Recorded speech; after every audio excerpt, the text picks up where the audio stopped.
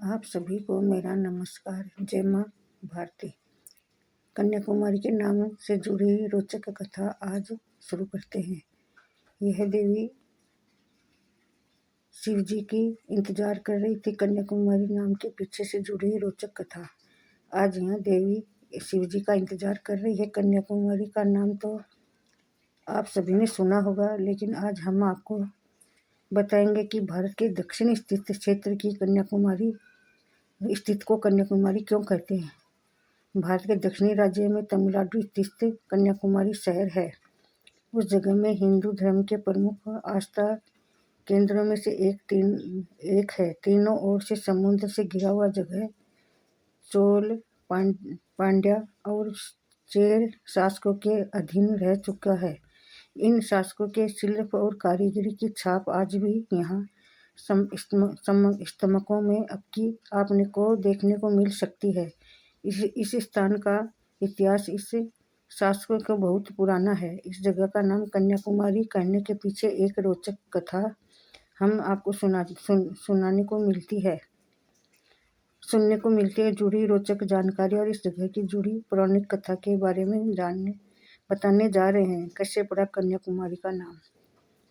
प्राचीन ग्रंथों के अनुसार वानासुरन कई स्थानों से स्थित राक्षस नाम का वाकानासुर नाम का एक असुर का वध करने के लिए माता पार्वती ने जन्म लिया था। वानासुरन ब्रह्मा जी से वरदान पाया कि मैं किसी कुंवारी कन्या के द्वारा ही मेरी मृत्यु हो। वानासुरन को इस अहंकार का कोई नहीं मार सकता, उसे कोई कुंवारी कन्या ही वध कर पाएगी। यह सबको वह प्रसन्न कर पाएगा। वानासुरन की शक्ति का दुरुपयोग करने लगा। वानासुरन अपनी शक्ति का गलत इस्तेमाल करते हुए वानासुरन इंद्र को भी प्रस्तुत कर दिया और स्वर्ग को अपने अधीन कर लिया। इसके साथ अग्नि, वरुण आदि देव वानासुरन के आतंक से परेशान होने लगे। देवताओं ने के वानासुर के आतंक से मुक्ति पाने के लिए माता पार्वती से मदद मांगी। और जब माता पार्वती ने धरती पर जन्म लेने का निर्णय किया, माता ने जन्म लिया धरती पर। वानासुरन को आतंक जब चरम तक पहुंच गया, तब देवी शक्ति ने उस दौर के प्रसिद्ध राजा भरत के घर में जन्म लिया। राजा भरत के 8 पुत्रियां थी। एक पुत्री जिनमें से उनकी पुत्री थी कन्याकुमारी। देवी स्वरूप थी। वह अंत समय में राजा ने अपने राज्यों का बंटवारा किया तो उनकी पुत्री कुमारी ही थी। उसके हिस्से में वर्तमान का कन्याकुमारी वाला क्षेत्र आया। कहा जाता है कि बचपन में ही कुमारी भगवान शिव की परम भक्ति। शिव जी के विवाह करने के लिए कुमारी ने कठोर तप किया।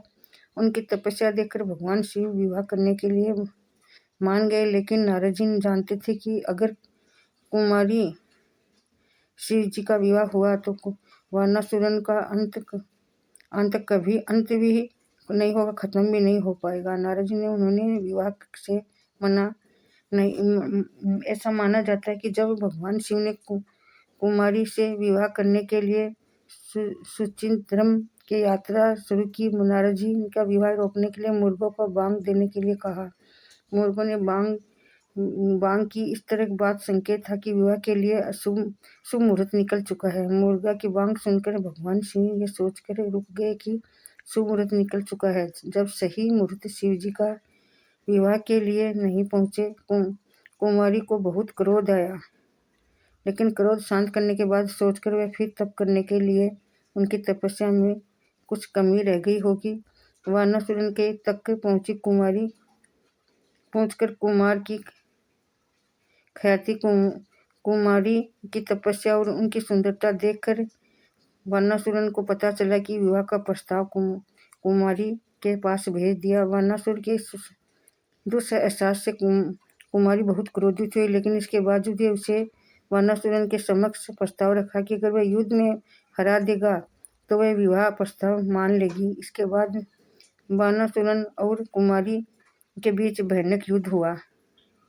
युद्ध के दौरान वानासुरन समझ चुका था कि इससे तो वह लड़ रहा है, वह कोई साधारण कन्या नहीं है। अतः वह कुमारी से वानासुरन को परास्त कर दिया। मृत्यु कुछ क्षण पहले ही वानासुरन को ज्ञात हुआ कि कन्या कोई साधारण नहीं है, ये साक्षात देवी शक्ति का रूप है। मृत्यु से पहले बानासुर ने अपनी गलतियों के लिए माता से क्षमा मांगी और मांगी माता माना जाता है कि इसके बाद कुमारी अपने मूल रूप में आई और शिवलोक को चली गई, लेकिन कुमारी ने अम्मन मंदिर में अपनी उपस्थिति में बनाए रखी। मान्यता के अनुसार आज भी कुमारी इस मंदिर में भगवान शिव का इंतजार कर रही है। माता शक्ति के कुमारी रूप में की याद में इस स्थान का नाम कन्याकुमारी पड़ा था। कुमारी अम्मन मंदिर कन्याकुमारी के अमन मंदिर कुमारी रूप में समर्पित है। मान्यता के अनुसार इस मंदिर में भक्तों की मुराद पूरी होती है। साथ में आत्मचिंतन नमन के लिए वह भक्त आ जाते हैं। मन की सभी उलझनों को माता को दूर कर देती, इसलिए आत्म पथ के चलने वाले को लिए यह स्थान बहुत महत्वपूर्ण है।